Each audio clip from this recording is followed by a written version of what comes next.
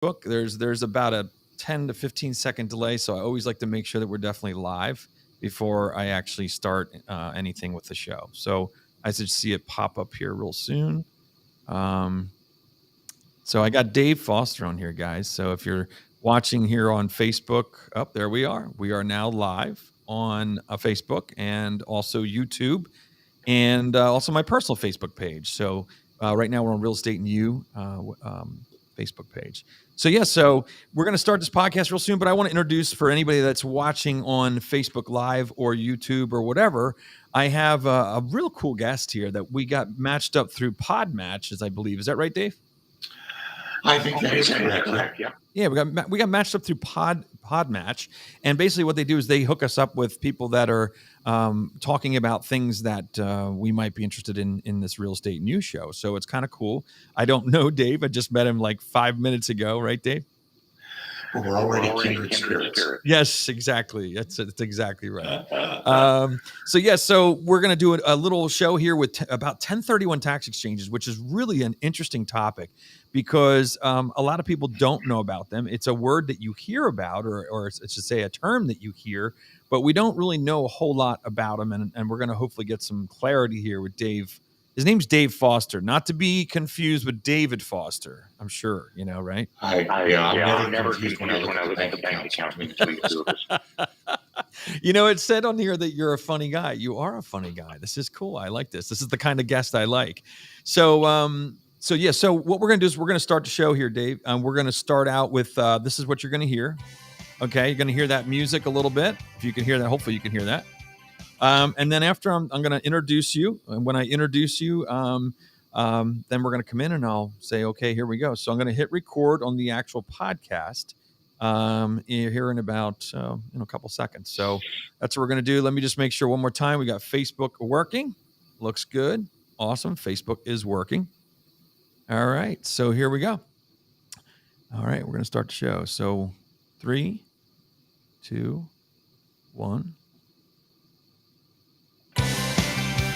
Hello, this is Brad Wiseman. You're listening to Real Estate and You. We have a really cool show lined up for you here today. This is something a little different. We're going to dive into some investing type language. It's called the 1031 Tax Exchange. And I've been a realtor for 29 years, and I got to tell you, I don't know what I should know about 1031 tax exchanges. So we have a guest, Dave Foster, that is going to join us here in a couple seconds. He's going to talk about 1031 tax exchanges and everything to know about those. So without any delay, here we are with Dave Foster. How you doing, Dave? Absolutely awesome, Brian. It's a pleasure to be here today. Well, I'm glad you're here today. I'm very glad you're here. I'm just going to go a little bit over your bio because this is pretty cool. You're actually an accountant. And it says a serial real estate investor, which is kind of funny. He's qualified intermediary and consultant for tax saving strategies such as the very famous 1031 tax exchange. It says here you started fixing and flipping properties in the 90s and realized that about 40% of your profits were going directly to the IRS, which we all know. You're going to tell us about updated rules, regulations around using the 1031 tax exchange legally, of course. And obviously, everybody should always talk to their accountants too to get information on their specific situation. So you're joining me here from St. Pete in Florida. Is that correct? That's exactly right. Lovely St. Pete. We're at least for another hour or two. We got sunshine. That's so true. That's the way Florida is. So, Dave, when I saw you pop up on my radar here, I was really excited about this because I've been doing this for 29 years, like I said to you before we even started recording. And, as a realtor, we hear this 1031 exchange. And then somebody asks you about it. And because I don't do it every day, I don't know much about it. So what is a 1031 exchange? Right. So here's the best way to describe this. There was in a cab once, there was an attorney, an accountant, and a QI. And the QI is the initials for a qualified intermediary. These are the people that perform the 1031 exchanges. So in the car, there's an attorney, an accountant, and QI. They're driving down the road with a client, and they hit a pothole. And it's a huge pothole. And the very first thing that happens is the attorney says, quick, find out the address across the street so we know who to sue. The accountant says, looks in the rearview mirror and says, dang, that was a huge pothole we had last year. You're going to pay a lot of money. The QI says, you know what? If we just would have turned right, we'll avoid the next pothole. The 1031 exchange exists for people to be able to sell investment real estate and purchase new investment real estate without having to pay the tax on the profits in between. And what's huge about that, Brian, is a real world example. If you've got $100,000 in profit on a piece of real estate, you're going to sell it. You can sell it and then stroke a check for $20,000 to the IRS. But if you were allowed to keep that $20,000 and invest it for yourself, could you make $2,000 a year? 10% return? Yeah. Could you do that for life? So over the course of 10 years, just by not writing the check to the IRS, you made an equal amount. You doubled your money simply by following an IRS-approved process called the 1031 exchange, selling investment real estate and buying investment real estate. That's what Albert Einstein called the eighth wonder of the world, compound interest. Yeah, exactly. So you make it sound really easy, though. I gotta say, you make it sound easy. So it says here that you can keep in your taxes. You're keeping the taxes working for you, right? That's the whole idea? That's exactly right. So they compound. So that 20,000 you invest for yourself. The next year you've got 20,000 plus 2,000, and then you sell the property with more gain, and now you've got 40,000 in deferred tax. That's making you 4,000 a year. And over the course of a 20 or 30 year investing career, in real dollars, that can result in a multi-million dollar difference in the size of your portfolio versus the person who paid the taxes like a good little trooper as they went along. Yeah, and it's funny. That's the first time that I've heard it explained that way, in the fact that I always looked at it as, okay, so what's the big deal? I saved $20,000 on my taxes to buy, and I rolled into the next property, okay? And then I don't pay tax. I'm not paying tax on that gain. And then I thought, well, okay, but then when I sell that property and I'm done with this whole thing, I'm going to owe even more. So what's the savings? The savings is that you're using that $20,000. That 20,000 is continually making you money, as opposed to it going to the IRS. Oh yeah, and so you're that guy, are you, Brian? The one that says, "I'm gonna pay it eventually." Yeah, and I hear this every week. Gonna pay it eventually. Why not? All right, so let's learn the 4 Ds of 1031 investing. Okay. Are you ready? The 4 Ds as in dog. The 4 Ds as in dog. Everybody grab your pens and pencils. Get ready. Okay. The first D is defer. The second D is defer. The third D is, anybody? Defer. And what's the fourth D? This one's going to trip you up. Die. Oh, got it. Okay, defer, die. And die. And here's why. When you're doing it, anytime you're investing in real estate, as long as you own that real estate, it doesn't matter what it's worth, you're not going to have to pay the tax. So as appreciation occurs, you're going to get the benefit of that someday. So you're never going to pay the tax. Anytime you sell a piece of property and do a 1031 exchange, you will defer the tax. Gotcha. Definitely. Now, here's why. There's a quick primer on 1031s before I get to the last two. You can use the 1031 to move into different classes of real estate. You can go from any type of investment real estate to any other type of investment real estate. Residential to commercial, active to passive. You can move to any other geography. Wow. Sell in California, buy in Omaha. Sell in Pennsylvania, buy in Florida. You can use it to go from small properties to consolidate into larger properties. You can go from a larger property and purchase several smaller properties. Oh, wow. You can do all of those things, but as long as you use the 1031 exchange, you will never defer. You'll never pay the tax. Gotcha. Now, the third D is as long as you convert the property into your primary residence later, then you will be able to sell your old primary residence and take that money tax free. And by moving into the 1031 property, you will again indefinitely defer tax. Interesting. So there's So you're saying, never wait, reason to pay.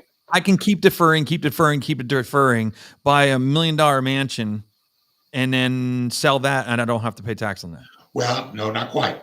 You can buy $1 million investment property Okay. that you use for investment for a year or two, Okay. and then you move into it. Ah, gotcha. Okay? Now, That makes sense. Yeah, because once you move into it, now it's your primary residence. Right. So it falls under the rules of Section 121. Right. And once you've lived in it, now, it used to be, and by the way, if you read my bio, you'll read about how we managed to transfer our portfolio from Colorado to Connecticut to Florida, and then actually ended up buying a 53-foot sailboat and raising our 4 boys on it using tax-free dollars from this Wow. exact conversion. Because that you bought it, and then it became your personal residence. So After then a period of time. Got you. And then you get the money tax-free. Now, the IRS put my picture poster up in their lunchroom. So they changed the rule in 2008. So you no longer get the full gain tax-free. But as long as you live in it, every year, your proration of tax-free gets greater. Ah, and as long as you continue to own it, you never pay taxes. Now, let's deal with the most onerous of those D's, die. Because honestly, who wants to have to do that just to get a tax benefit? Right, exactly. But under current tax law, when you pass away owning real estate, that goes to your heirs at what is called a stepped up basis, which means they inherit it as if they paid market value for it on the day you die. All of that deferred tax goes away. Wow. So all you've got to do is, through your lifetime, defer. You make more money for yourself all along the way, and then die, and your heirs get it tax free. Wow. What a legacy. Yeah, it's a great. And and that's great, because then it's not going to the IRS. I mean, you work for it; it should be for your family, not for government. I totally agree with that.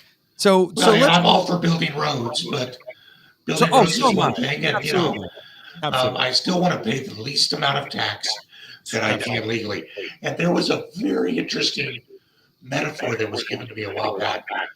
A mentor of mine said, "Dave, you've got to understand, the tax code is not designed just to raise money.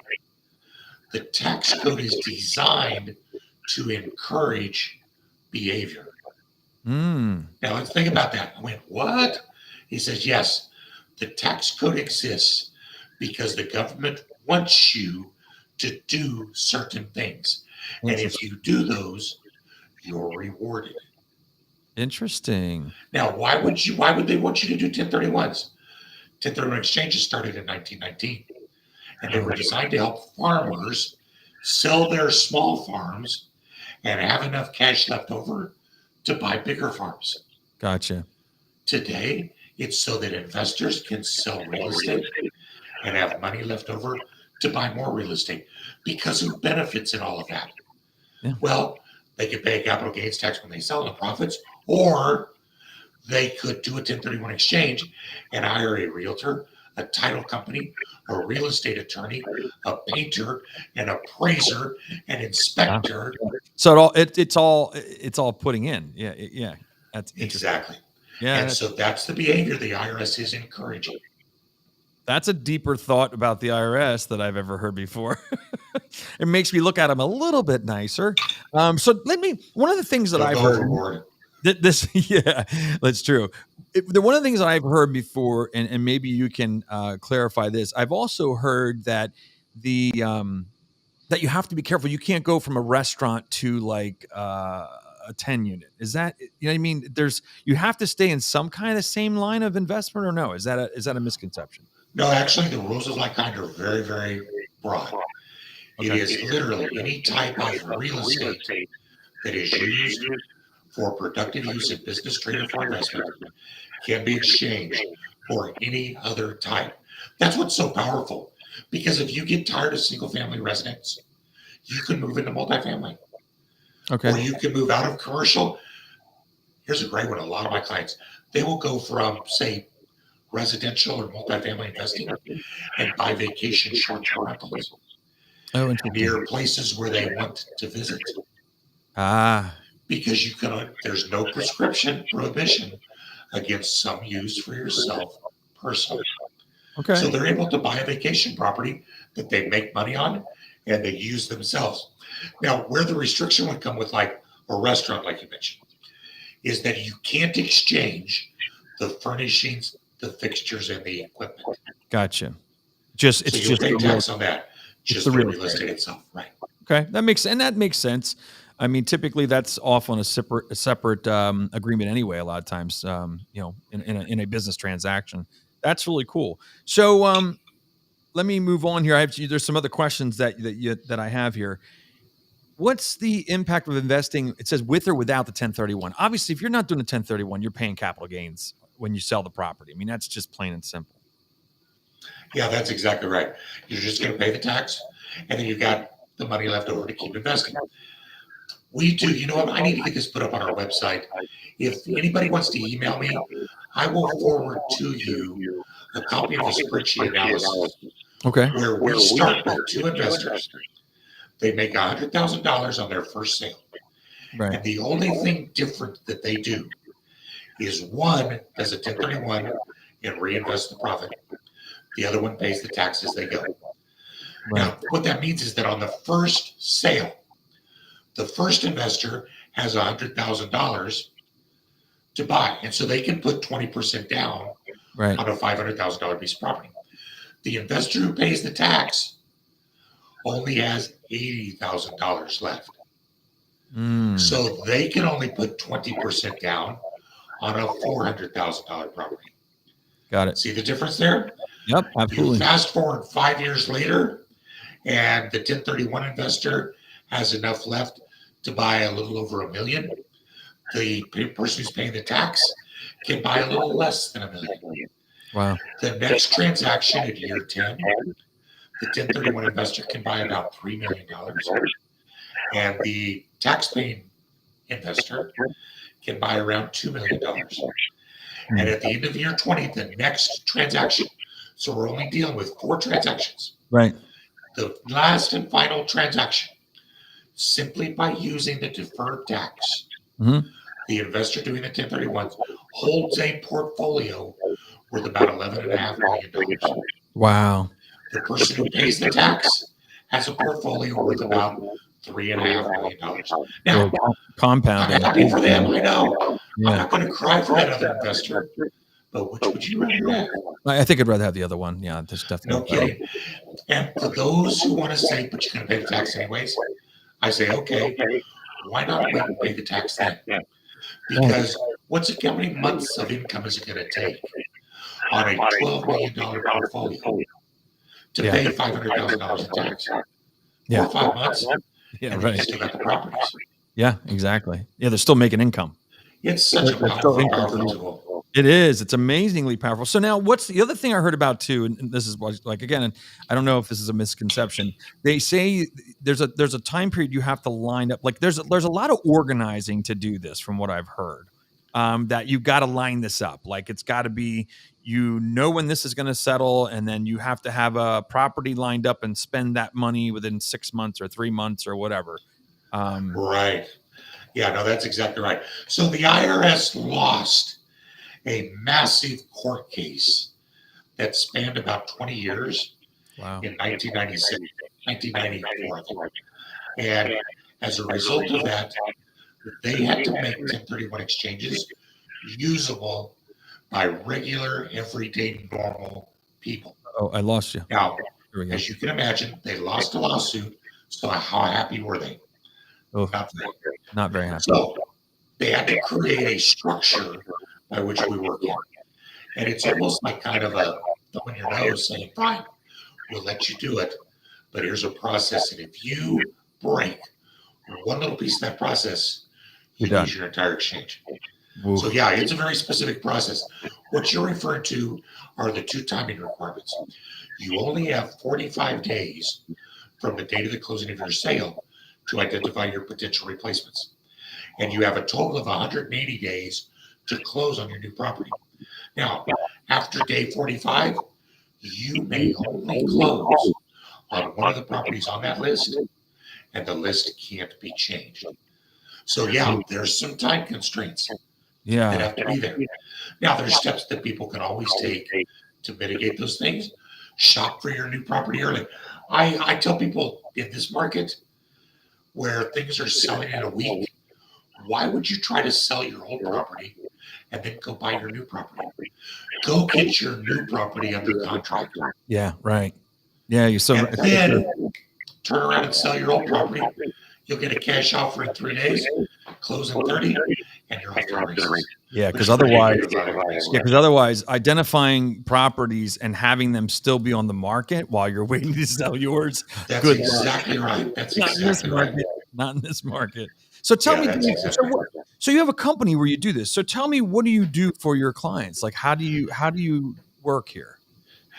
That is unfortunately because I know I like to bite the hand that feeds me a lot, but I have a job because the IRS says that you have to use the services of an unrelated third party to Right. process the 1031 exchange. Yes. And So the qualified intermediary, which is what we do, good. that is the only thing that we do, are Got it. people's 1031 exchanges. I'm an accountant who hates doing tax returns. Thank heavens, because we can't do our Right. clients' tax returns.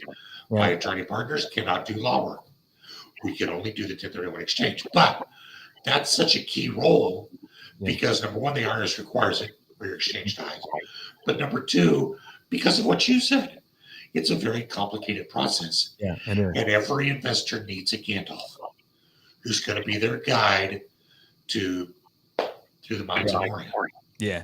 I would not want to ever take this on alone. I mean, there's just no way. And you said you can't. They really want You can't, yeah. Yeah. So you could do so. If I have somebody up here, you could actually work for a client of ours up here. It doesn't matter what state or no. No, it doesn't matter what state at all because it's a federal statute. Gotcha. Got yeah. So it's practiced the same way. Now, there are some little nuances state to state Right. occasionally. So, which is why it's actually usually best to get someone who's not near you, as long as they've got the depth of experience in your state, because so many transactions start in one state and end in another. Right. Got it. For instance, you're in Pennsylvania, I think, right? Yep. Mhm. So here's a little bad news for you. Governor Wolf has never managed to get the 1031 passed at the state level. So if you sell a property in Pennsylvania, you will get to defer your federal tax, But not and you'll get to defer depreciation, but you're going to pay that 3% Pennsylvania tax. It doesn't surprise me. Wolf is not a very well liked person all the time here. So, Well, you can always follow California's suit. but they probably don't have anything either, or no? Well, no, they're recalling their governor. Oh, yeah, this Remember is that true. big vote? Oh, No, yeah, it's yeah. no, it's not that bad here. It's not that bad, but yeah, that's interesting. I was going to ask you that question. What about the state? Because the state's going to want their money, and if we don't have 1031 approved here in PA, then you're paying gains on that through the state. But the federal one is the big one. I mean, that's the one. exactly right. That's the one that can get really ugly really quick. So, so tell me, we got to wrap this up. We've been on here for 21 minutes already, believe it or not. So this has been a great show, but I do want to wrap it up. So tell me, as a whole, tell me, how do we find you? I'm going to be posting you all over our Facebook page and things like that, because I obviously want to direct people to you if they need any kind of help with this. But tell me, is it Facebook the best, or where? Right. No, the best way is to go right to our education portal and website, which is the1031investor.com. That's amazing. What we created this deliberately because remember we talked about 96. Nobody knew about 1031s before that. Right. In 2008, you remember those days? Yes, I I do. just Very call them well. the dark days. We lost 70% of our realtors Oh my and God. almost all of the campfire knowledge about 1031 exchanges. So nobody knows about it. So if you go to the 1031investor.com, I've got a YouTube series of about 32 videos. We've got calculators, articles, blogs, everything to teach you about it so you can see if it's right for you. And then you can holler at me and we'll steer you right. And then and they can hire you to do it then after that, right? And take them the rest of the way through the process. Your lips to God's ears. Oh man, that's awesome. Well, I'll tell you what, I learned a lot. And like I said, I've been doing this for a long time. I'm basically a residential guy in real estate, but it's nice to learn about these 1031 tax exchanges because they're happening. And as the market keeps going up, people are going to want to save money on their investments. I mean, that's just the way it is. They want to save money when they're going from one investment to the other, and that makes a lot of sense. But thanks so much, Dave, for coming here. We're going to post your stuff all over our Facebook page, on my personal, on the Real Estate New one. And I just want to say thanks for coming on and being a guest because we learned a lot today. Oh, this was a lot of fun. I enjoyed it. Happy to come back anytime. That's great. Thanks a lot, Dave. There you have it, Dave Foster. That was just a lot of fun. A lot of fun. He's got a website here. Let me just recite that one more time. It's the 1031investor.com, and you can get his information, and he'll help you out. There's a lot of information on that website. I was on it the other day, so there's a lot on there that you can get information and then have him take it the rest of the way for you. So we'll see you real soon. Thanks for listening.